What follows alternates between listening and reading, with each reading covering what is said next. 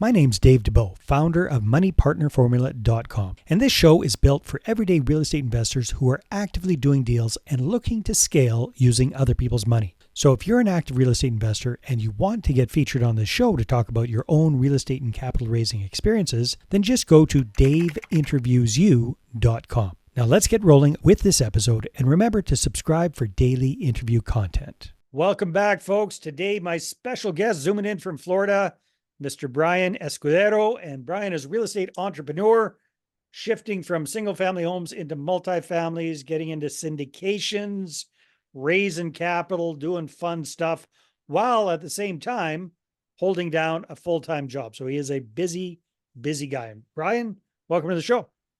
Thanks for having me. Appreciate it. I appreciate you reaching out. That means a lot. Yeah. Hey, so tell us a little bit about what got you into the multifamily space, becoming a co-GP in some opportunities. What led you here? Yeah, thanks. So I'm in media. I've been in media for a long time, longer than I like to admit. But it's been a great career. I had to take the long road to finish college. So I was done. I was about 41 years old, and then it was like, all right, what's next? Got into real estate. Went the bigger pockets route, just kind of hoovering books and podcasts like this one, just to learn, right? Yep. Started buying duplexes, and then this would have been in 2022. Moved into our first commercial property, which was a 6 unit in Columbus, Ohio. And as I had partnered with who is my brother, and we started seeing that as we were looking for deals, as interest rates shot up, it was kind of hard to find deals that would pencil out. At least doing it remotely, right? Because we're both in Miami, and so I was introduced to syndications, and just really leveraging the economies of scale, leveraging other teams, and so we stepped into that. We moved into the Tampa market, and then we closed last year on one in the Dallas Fort Worth area, Nice. which is 123 units. So, you know, um, we're very process driven, and so in the syndication space, sometimes there's a lack of that, and I think that our corporate backgrounds helped us bring that into the teams that we're a part of, and people seem to like working with us. So that's we like the syndication space. We like to raise for it, and then our vision for first gen foundations of bringing in people that don't know about real estate investing. People who have had some success but just weren't taught, that this is an option for them. And so Yeah. us Very, being very that, cool. So, hey, for folks that aren't familiar with how a syndication works or exactly what co-GP means or what's involved, can you kind of walk us through that? And, without naming names, maybe give us an example of one of your syndication deals that you're involved in, how many co-GPs there are, how many LPs there are, who does what, how you yeah. guys figured out what your sweet spot is.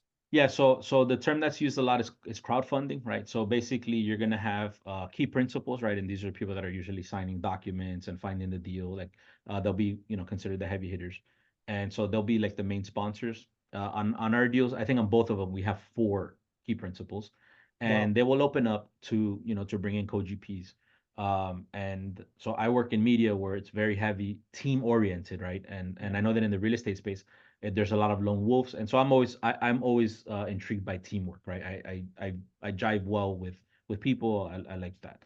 Hmm. So we had these four KPs, and they need people to do different things, whether it's asset management, marketing, investor relations, you know, uh, dealing with lenders. And so you start bringing in a team of people, and people wear different hats. It's not that one person does only one thing. We focus on asset management. Again, my partner's a civil engineer by trade, and I And do your partner is your brother, is that my correct? brother. Yeah, yeah. Yeah, nice. And Okay. so I'm in charge of like strategic management and organizational management. So we're both pretty process oriented, and so asset management just kind of like it was in our wheelhouse. I also do a lot of finance work, so I dabble in that. But again, we are our goal is, as we continue to grow, is to be world class asset managers. And so we pay for education. We're part of different groups to help hone that in. So we're a part of that team. And again, there's you have different pillars. You'd have dollars and cents, right? So you have finance, you'd have asset management. You have your investor relations and marketing. And Hmm. so you crowdfund. So each of those co-GPs is going to have their own investors, and depending on the deal, right? So if it's a 506C or 506B, you're either bringing accredited or non-accredited investors. And so we will bring a batch of people that we're raising from, and then we now one of the important things for our investors is that we are part of the deal. Mhm. Um, there are many people that can do funds and they will raise and put it into a deal and walk away. Our investors, or many of them, not all of them, many of them are first gen, we call them first gen investors, um, who are uneasy with just placing money somewhere, right? So as a co-GP, I'm part of my fiduciary responsibility is to stay in the deal and to inform our investors of what's going on. So if things Yeah. are kind So of so off, what I'm hearing, Brian, is some people that are part of these deals it's very temporary. They're just raising capital for it. They're compensated usually with some sort of a commission. correct, Then they get the heck out, but their investors are still quote unquote stuck in that deal. correct, You and your brother do it differently. You're actively involved in the deal. Yes, you're raising capital, but you are active co-GPs in that correct, deal. And part of your compensation is equity, not just commissions from correct. helping to raise capital. Am I understanding Correct. that correctly? Yeah, you're absolutely right. And those that so it is illegal to be compensated just for raising capital Yeah. unless you have a special purpose vehicle that is designed for it. So those people that are leaving the money, that are bringing the money, parking it and leaving, they're not doing anything wrong if they're if they're building their vehicle correctly. But the idea is, at least for our investors, they like to know, and I like to know, hey, this thing's not functioning the way it should. Are we going to use these light bulbs? The contractors that we're using, and so and on one of our first syndications, we did have to go in and just kind of shake things up a little bit, and that helped us cut our teeth, right? How to really deal with a city that was kind of beating us up, contractors that were beating us up, and so Mhm. there was a lot of learning curves on that, So and all you that to so s- you and your brother were kind of the boots on the ground guys then. I mean, So, so we were far away, but we were very active. I mean, yeah. I have my job. It takes a lot of my time, but I was spending a lot of time getting that property up to speed. And we had good boots on the grounds. It was Yeah. just again, dealing with real estate. Anyone that's done it for any amount of time, there are things that can come up. And we had some doozies on that, right? So Yeah. dealing with I A won't bit of a mention. trial by fire there. Yeah, dealing with a large restaurant chain that had a tree that was, about to fall onto one of our buildings, and dealing with corporate lawyers, and getting cease and desist and all this stuff.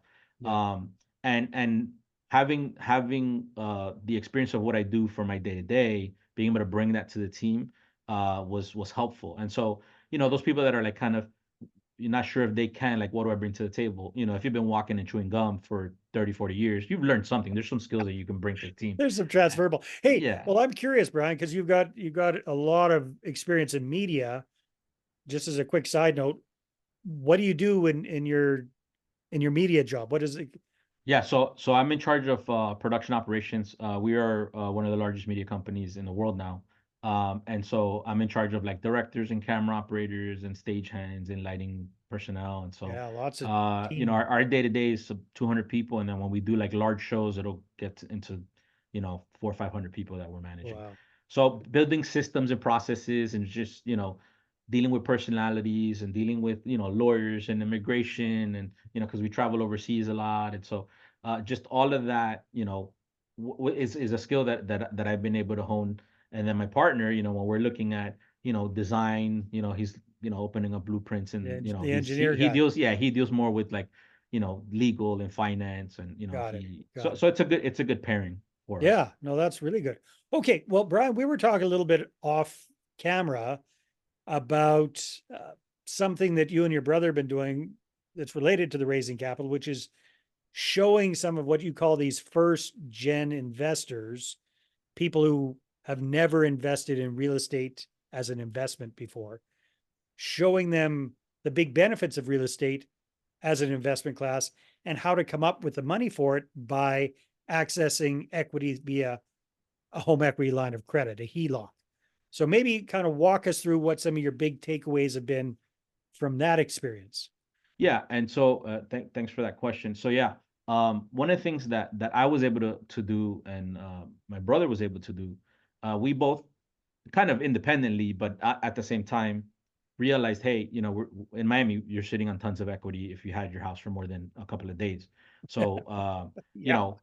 the just the values here have skyrocketed. And so I was like, you know what, I can go and empty my savings account and go invest. And I took some money to do that. But I was like, hey, if learning about the burst strategy, unlocking, unleashing the equity of a home, and how that can help you invest properly without draining your savings account. So I took out a line of credit on my house, and I invested, and my properties are making money. So we started figuring out, hey, this is something that can be done. It can be replicated in this area, and we know a lot of people that have owned their homes for a long time. And so we created a model. It's something that we like to go over and walk through with the investors. But we have a few investors that have taken advantage of it. One in particular, they had I think it was they had 700,000. They have $700,000 of equity in their home, and so we walked them through where they took out a line of credit for $300,000. They took 100,000 of that, and they invested it. And so that $200,000 that is left, it has one job. It is to fill the gaps that their investment does not cover, because it's the deal that they're in is in for 3 4 years.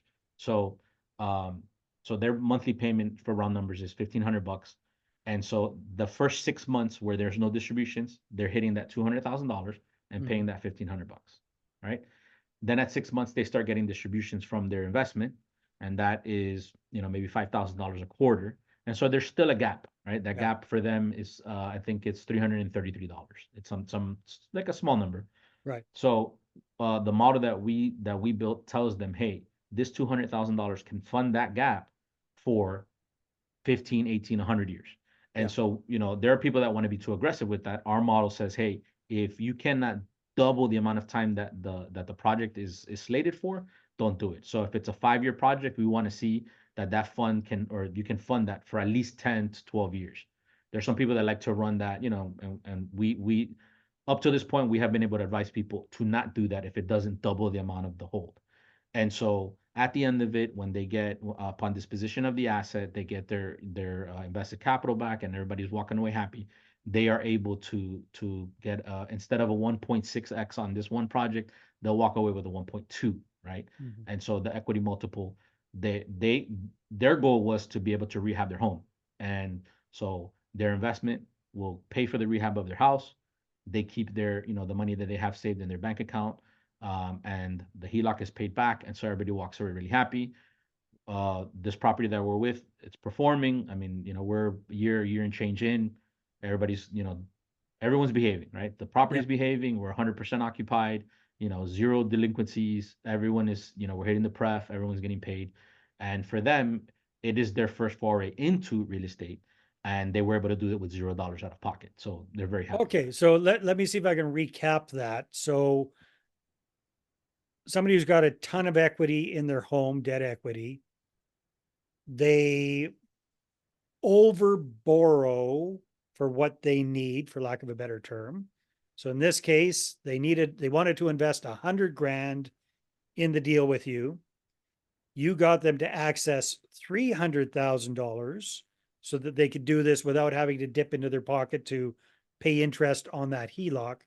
They put the 100 grand in, and then they're nibbling away at the other 200 to pay for the gap, right? Correct. In the Correct. meantime.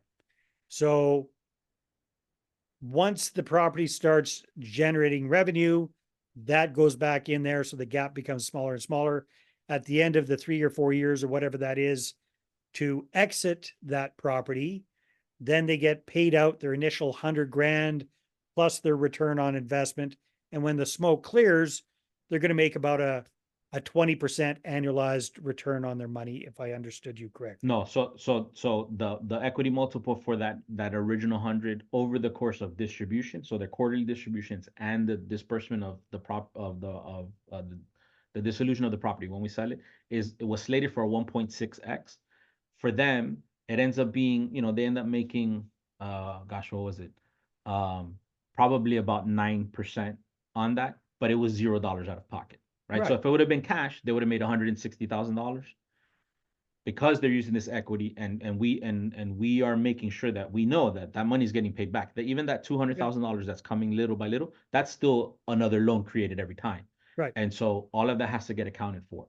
So the goal at the end of it is They pulled zero money out of pocket. They could have made more if they would have emptied their bank account, right? Or Yeah, they yeah, yeah. wouldn't have made more. They just, they would have. It's a cooler story Well, when you say, they're "Oh, I made making one point money seven." on the bank's money, basically. Correct, correct. Yeah, and so it's So at the end of arbitrage. the day, just out of that scenario, what did they net on that deal? Yeah, so they will net